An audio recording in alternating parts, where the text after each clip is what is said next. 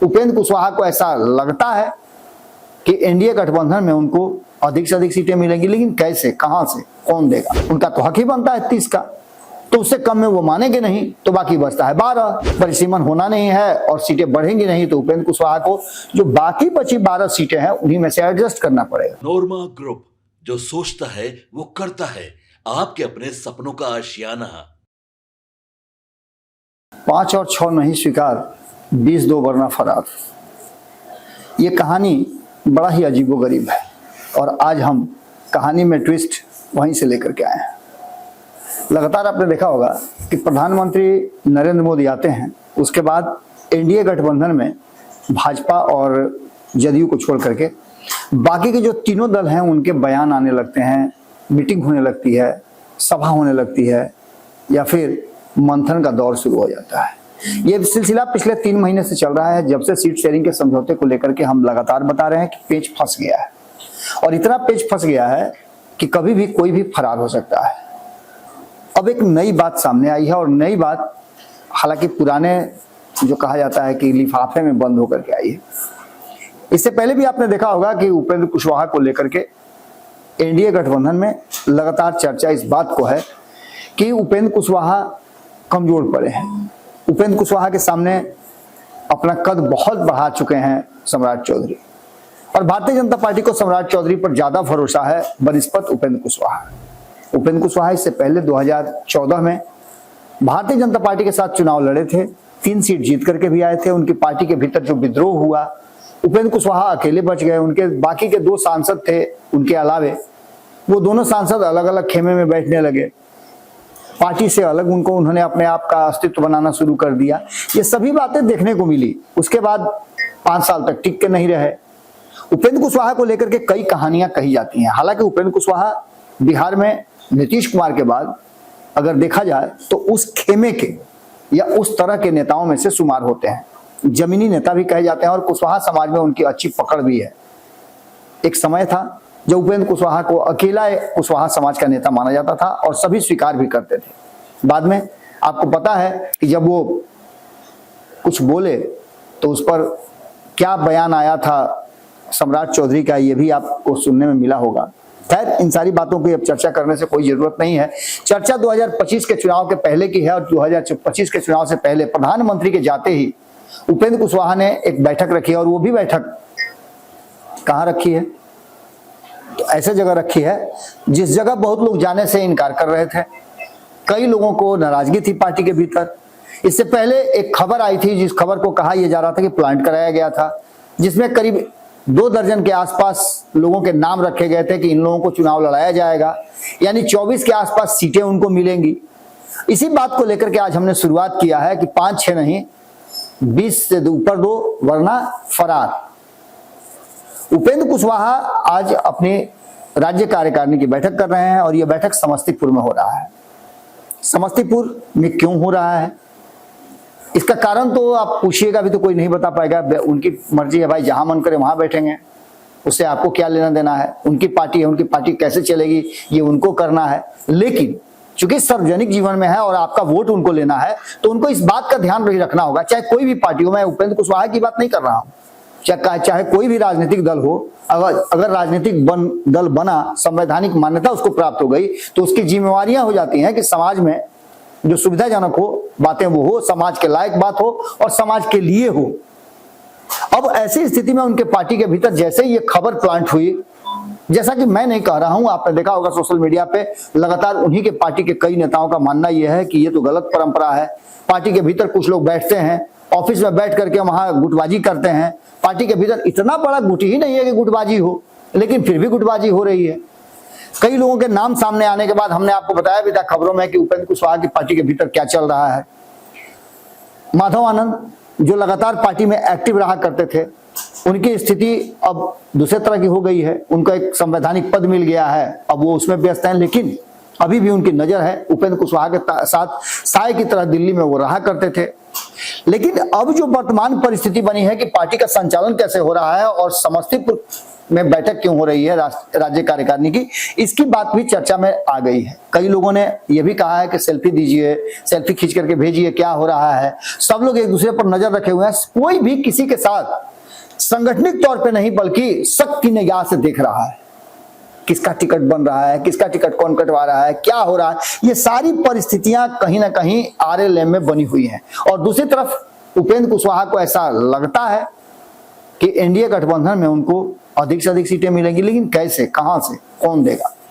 243 सीटों की लिस्ट में नीतीश कुमार 100 से नीचे जाएंगे नहीं, और नीतीश कुमार 100 से नीचे नहीं जाएंगे तो भारतीय जनता पार्टी भी नहीं जाएगी। तो सीटें बचती कितनी है? मात्र 43। अगर 100 की बात करें तो उन 43 सीटों में सबसे पहले चिराग पासवान, 5-5 उनके सांसद है भाई, उनका तो हक ही बनता है 30 का, तो उससे कम में वो मानेंगे नहीं। तो बाकी बचता है 12 में 20 मांग रहे हैं हम जीतन राम मांझी, तो बचता कितना है? ओवरलैप हो जाता है। इसीलिए कहा उपेंद्र कुशवाहा घूम घूम के परिसीमन की बात कर रहे थे, संवैधानिक अधिकार परिसीमन सुधार, लेकिन वो तो होना नहीं है, परिसीमन होना नहीं है और सीटें बढ़ेंगी नहीं। तो उपेंद्र कुशवाहा को जो बाकी बची 12 सीटें हैं उन्हीं में से एडजस्ट करना पड़ेगा। बहुत हद तक जीतन राम मांझी ने एक निजी चैनल के साथ बयान में ये बात कही भी है कि उनको 20 सीटें जीतनी है, वो मुख्यमंत्री रहे हैं बिहार के, तो उनको अधिक सीटें मिलनी चाहिए। लेकिन सीटें हैं कहां की मिलेंगी, तो एडजस्ट तो उसी में करना पड़ेगा। और एडजस्ट करने की नौबत आएगी तो कहीं ना कहीं उपेंद्र कुशवाहा जो है उस पूरे मामले में फंस जाएंगे। उपेंद्र कुशवाहा की आज की जो राज्य कार्यकारिणी की बैठक है, उस बैठक में एक बात तो बिल्कुल ही स्पष्ट नजर आ रहा है कि उनका ट्यूनिंग नहीं बन पा रहा है। जिन लोगों ने मीटिंग को ऑर्गेनाइज किया है और जो लोग मीटिंग में जा रहे हैं, उन सभी लोगों में तारतम्य नहीं बैठ रहा है। तो ऐसी स्थिति में जो 20 सीटों का और 24 सीटों का जो आंकड़ा था वो पूरी तरह से ध्वस्त है। आज की बैठक में उपेंद्र कुशवाहा कोशिश करेंगे, जो हमारी उड़ते उड़ते खबरें आ रही हैं कि कई ऐसे लोग हैं जो चुनाव लड़ने के लिए ही उनके साथ जुड़े हुए हैं, उन लोगों को टिकट नहीं मिलेगा तो वो अलग भी रास्ता देख रहे हैं। खबर तो ये भी आ रही है कई लोग जनसुराज की तरफ मुख किए हुए हैं, कई लोग आईपी गुप्ता के साथ जुड़े हुए हैं। आईपी गुप्ता का भी बड़ा जनाधार धीरे धीरे बढ़ता जा रहा है। आज भी उनके कार्यक्रम में जो देखने को मिला वो काफी कुछ था। दूसरी तरफ प्रधानमंत्री के जाते ही जिस तरह से मोतिहारी में गरजे प्रशांत किशोर, वो भी सबने देखा। वहां बैठे बैठे ही उन्होंने खूंटा गाड़ दिया, तो आईपी गुप्ता अलग छपरा सिवान में खूंटा गाड़े हुए हैं। ये सभी बातें देख करके उपेंद्र कुशवाहा की स्थिति क्या है, उपेंद्र कुशवाहा की पार्टी के भीतर क्या चल रहा है, इन सभी बातों को, और मैं कई लोगों को जानता हूं, कम से कम 1 दर्जन ऐसे लोग नेता हैं उनके पार्टी में जो चुनाव लड़ने की क्षमता भी रखते हैं और चुनाव लड़ने की उनमें सारी कुवत भी है, लेकिन उन लोगों को भी माइनस करने की कोशिश की जा रही है। एक गुटबाजी शुरू हो गई है। उपेंद्र कुशवाहा की नजर उधर पड़ रही है कि नहीं पड़ रही है, ये अलग बात है, लेकिन जो कुछ भी हो रहा है उस पर नजर क्यों फेर करके बैठे हुए हैं, क्यों चुप्पी साधे हुए उपेंद्र कुशवाहा, जबकि पार्टी के भीतर उनके जो ये हो हंगामा हो रहा है, ये क्यों हो रहा है? जब सोशल मीडिया में इतनी सारी बातें आ रही हैं तो निश्चित रूप से कुछ ना कुछ तो भीतर में हो रहा है। इन सभी बातों को लेकर के जो परिस्थिति बनी है उसमें कहीं ना कहीं आज समस्तीपुर के रेड वेलवेट जो होटल है, उस होटल में बैठक हो रही है और उस बैठक में जो लोग पहुंचे हैं वो अब अपनी अपनी धीरे धीरे फोटो खींच करके बाहर भेज रहे हैं। और कई ग्रुप्स में आप देखिएगा तो कई तरह की बातें सामने आ रही है। इस पर चर्चा हम नहीं करेंगे। हम चर्चा इस बात पर कर रहे हैं कि एक तरफ जहां ये कहा जा रहा है, कई लोगों से मेरी बातचीत जो हुई है उनमें लोगों का कहना है कि नहीं नहीं, इन सब बातों का कोई महत्व नहीं है, हम एनडीए गठबंधन में हैं और कल से आपको पता है कि सदन भी शुरू होने वाला है। सदन से पहले ये कहा जा रहा था कि मंत्रिमंडल का विस्तार होगा, उपेंद्र कुशवाहा को मंत्री बनाया जाएगा। कई लोग ओठ में तेल लगा करके बैठे थे, कटहर का इंतजार कर रहे थे, वो भी काम गड़बड़ा गया। कई लोग पटना से दिल्ली तक उपेंद्र कुशवाहा का साया की तरह रह रहे थे कि भाई मंत्री बनेंगे तो तरमाल मिलेगा। वो सारे लोग अब कहीं ना कहीं निराश हो रहे हैं और दूसरी तरफ उपेंद्र कुशवाहा के भीतर उनके इर्द गिर्द जो दायरा है उस दायरे में किसी को प्रवेश नहीं किया जा रहा है। ऑकस की तरह इतनी छोटी पार्टी, कोई बड़ा जनाधार नहीं है, किसी सदन में कोई नहीं है, सिर्फ एक सदन में, वो भी भारतीय जनता पार्टी के एहसान या फिर कहा जाए तो भारतीय जनता पार्टी के दया पर उपेंद्र कुशवाहा को राज्यसभा भेजा गया, वरना वो तो चुनाव हार ही गए थे। उसके बावजूद भी इस पार्टी में इतना सारा सिर्फ चुनाव को लेकर के, टिकट मिलने को लेकर के ये सब कुछ चल रहा है, जबकि सबको पता है कि 5-6 सीट से ज्यादा मिलने की उम्मीद नहीं नजर आ रही है। अभी तो वर्तमान स्थिति यही है। तो क्या करेंगे उपेंद्र कुशवाहा? आज उपेंद्र कुशवाहा को ऑथराइज किया जाएगा कि जो भी फैसला लेना हो ले लीजिए हुजूर आप। तो क्या उपेंद्र कुशवाहा 2019 की तरह फिर से एक बार एनडीए को कहेंगे टाटा बाय बाय? बहुत संभावना है, बहुत हद तक आज कुछ बड़ा फैसला होना है। और फैसला अगर पब्लिक डोमेन में नहीं भी आएगा तो इंटरनली बात मान के चलिए कि आज 2 ही 3 बातों पर फैसला होना है कि एक तो या तो 24-25 लोग जो चुनाव लड़ने की तैयारी कर रहे हैं उनके लिए रास्ता निकाला जाए, या फिर 2020 की तरह एक बार फिर से एक नए गठबंधन की तरफ मूव किया जाए और वहां आकर के 100 से ज्यादा लोगों को चुनाव लड़वाया जाए कि सबको संतुष्ट कर दिया जाए। क्योंकि इंडिया गठबंधन में रहते हुए ऐसा कुछ होना नहीं है, और इंडिया गठबंधन में भी जाकर के इनको बहुत कुछ मिलेगा नहीं। वहां पहले ही से मारामारी चल रही है। गए थे 60 सीट का वादा लेकर के मुकेश सहनी, उनको तो 12-14 पे लटकाने की तैयारी चल रही है। कांग्रेस अलग ही विवाद बचाए हुए है कि भैया आप उनको अगर 12 से 15 से ज्यादा दीजिएगा तो हम ही गठबंधन से बाहर हो जाएंगे। तो यहां भी एक बड़ा झमेला है।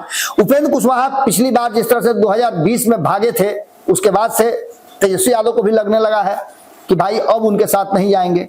तो ये सारी परिस्थितियां घुमा फिरा करके उपेंद्र कुशवाहा गठबंधन को मजबूत करने की बात करेंगे, संगठनिक ताकत बनाने की बात करेंगे, गठबंधन में किसके साथ लड़ना है क्या इस पर फैसला करेंगे, कितनी सीटों पर लड़ना है उस पर फैसला करेंगे। और ये हो सकता है कि उनके इर्द गिर्द के लोग ही उनको ऑथराइज कर दें कि जो आपको फैसला लेना है ले लीजिए।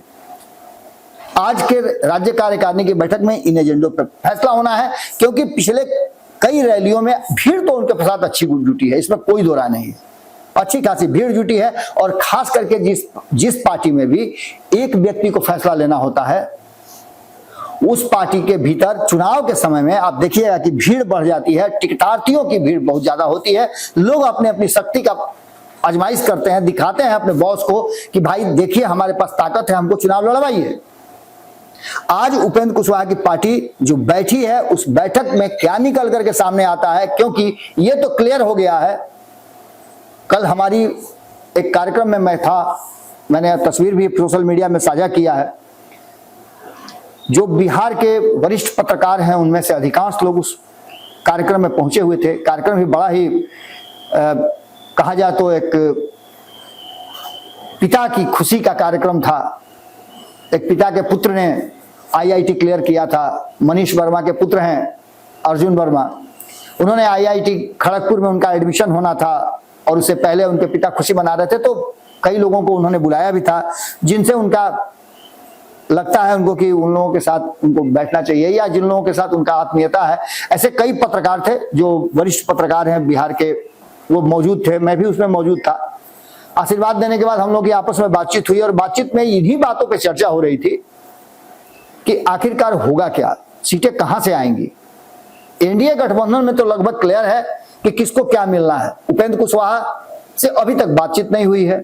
इससे पहले जेपी नड्डा से आपने देखा कि चिराग पासवान की बातचीत हुई और निकल करके बाहर आए तो खुश थे। तो इसका मतलब था कि उनकी डिमांड बहुत हद तक पूरी हो गई है। पिछले बार भी यही हुआ था। इन लोगों के साथ अंतिम तक बात नहीं हो रही थी। 3 को मिलेगा, 5 को मिलेगा, 7 को मिलेगा, खूब चल रहा था। एक ऊपर टाइटा फिस, और वो भी हार गए। यही हाल हुआ जीतन राम मांझी के साथ। 5 को लेंगे, 4 को लेंगे, 3 को लेंगे, 2 को लेंगे, टाइटा फिस, 1 को मिला। और चिराग पासवान को 5 को मिला। जिसको जो कहना है कह लीजिए, लेकिन जेपी नड्डा से बातचीत के बाद चिराग पासवान संतुष्ट हैं। जिस तरह का वो बयान दे रहे हैं उससे भी बात साफ है कि वो संतुष्ट हैं। उनको जो मिलना था वो मिल गया है। वो पूरा 243 सीटों पर तैयारी शुरू कर चुके हैं। चाहे कोई भी दल लड़े, वहां चिराग पासवान भी लड़ेंगे, क्योंकि चिराग पासवान समझिए तो एनडीए गठबंधन के स्टार प्रचारक भी हैं और यूथ आइकॉन भी है। अब ऐसे में उपेंद्र कुशवाहा के लिए समस्या यह है कि आज की बैठक के बाद और कल से सदन जो शुरू होने वाला है, इस बीच में उपेंद्र कुशवाहा को एक बार फिर से लाल झंडी दिखा दिया गया है। खबर यह भी है कि उपेंद्र कुशवाहा को मजबूरन चुनाव लड़ाया जाएगा, और उपेंद्र कुशवाहा जब चुनाव लड़ेंगे तो आप समझिए ना सकते हैं कि उनके साथ कुछ कमिटमेंट होगा, कुछ सब जवाब दिखाया जाएगा। कहा जाएगा कि उप मुख्यमंत्री आपको बनाया जाएगा, सीट कम कर लीजिए। तो हो सकता है कि 5 को पर मान जाए, 6 पर मान जाए। इससे ज्यादा का उम्मीद नहीं नजर आता है। एनडीए गठबंधन में तो कम से कम नहीं नजर आता है वर्तमान स्वरूप में। अगर इसमें से कोई भाग जाए, नीतीश कुमार छोड़ के भाग जाए, तो 100 सीट खाली हो जाएगा तो जितना मिल जाए।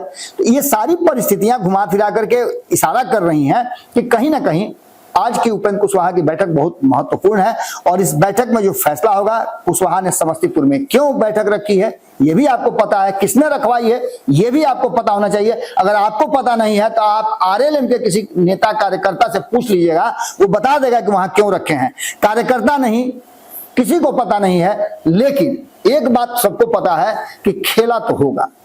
या तो उपेंद्र कुशवाहा को 5 को 6 को सीट पे भरोसा करना पड़ेगा, रहना पड़ेगा एनडीए में, या फिर उपेंद्र कुशवाहा के लिए फिर से ग्रैंड अलायंस तैयार होने की संभावनाएं ज्यादा है। बहुत लोग नाराज हैं अपने अपने गठबंधन से, बहुत लोग गठबंधन में जाना चाहते थे, एक बार फिर से वो सारे लोग इंतजार कर रहे हैं एक तीसरे मोर्चे की। अगर उसकी बात होती है तो उपेंद्र कुशवाहा भी उसमें शामिल होंगे, ऐसी बात कही जा रही है। क्या होता है ये तो आने वाला वक्त बताएगा, लेकिन संभावनाएं हैं और चुनाव के समय में संभावनाएं तो अधिक से अधिक आपके सामने निकल के आएंगी। मीटिंग खत्म होते ही क्या निकल के आएगा, भाषण सुनिएगा, बयान सुनिएगा, आपको अंदाजा लग जाएगा। खुल करके तो कोई कुछ नहीं बताएगा, लेकिन हाँ ये जरूर कहा जाएगा कि हमने उपेंद्र कुशवाहा जी को ऑथराइज कर दिया और ये जो फैसला लेंगे वो पार्टी का फैसला होगा। चलिए, आज का ये कथा जो था उपेंद्र पुराण यहीं खत्म हुआ। बैठक के बाद जो निकल के आएगा फिर उस पर विश्लेषण आपके सामने करेंगे। बहुत बहुत धन्यवाद, नमस्कार। आपके सपनों को हमने सजाया है, ई होम्स पैनोरमा को हमने बनाया है। ई होम्स मेरा एक सपना था जिसपे मैं पिछले 4 साल से काम कर रहा था। हमने जो बनाया है वो सबने है माना। ई होम्स पैनोरमा में हो आपका भी आशियाना। और फाइनली हमने 2021 में इस प्रोजेक्ट को लॉन्च किया। बहुत लोग अप्रिशिएट कर रहे हैं कि पूर्णिया जैसे शहर में, बिहार के, एक तो बिहार की बात करें उसमें भी पूर्णिया जैसे छोटे जगह में इस तरह का लाइफस्टाइल देना, ये सुन के हम लोगों को बहुत अच्छा लगता है। ई होम्स में हमने कुछ और भी किया है, जैसे हम जिस जगह में रह रहे हैं हमारी फैमिली सिक्योर हो, उनको सिक्योरिटी का ध्यान में रखा है। आपकी सुविधा और सुरक्षा आपके लिए खास है, ये आपका विश्वास है। इसमें आर्टिफिशियल इंटेलिजेंस का 7 लेयर सिक्योरिटी का हमने इस्तेमाल किया है। लस ग्रीन कैंपस को बनाया है। यदि हमारा बाउंड्री वाल है तो वो वर्टिकल गार्डन है।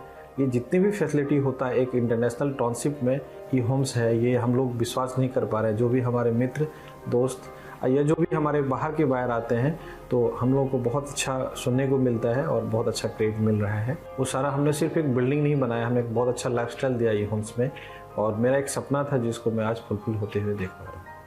ये आपका आवास है। ई होम्स पैनोरमा में अब आपका निवास है। E homes panorama, luxurious lifestyle redefined. Panorama group, जो सोचता है वो करता है।